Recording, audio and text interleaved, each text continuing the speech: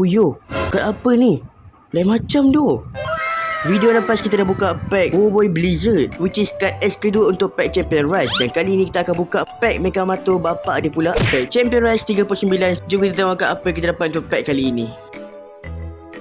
So card yang kita dapat dalam pack ni adalah yang HP marker. Ini kita ada kad Ying daripada Abang Raju ya. Kita ada kad sokongan Sang Buaya, Yang Buaya. Okay, next kita ada kad Gopal. And then kita ada kad Rectanglian daripada Papa Zola The Movie. Next kita ada kad Mekamato. Oh, ini dia punya apa cover pack tu ya. So next kita ada kad. Wih, kad apa ni? Kad Awesome Boboiboy Nova. Alamak, first time tu dapatkan holo kad Awesome. Memang nice lah. By the way, video ni pendek je tau. Kalau korang tengok full review pack Champion Rise, korang boleh tengok link di bawah ni. Kalau korang suka video ni, jangan lupa like dan subscribe Fishkin TV. Yang penting, ingat Fiskin terbaik. Next kita nak buka pack apa pula? Cuba korang komen kat bawah.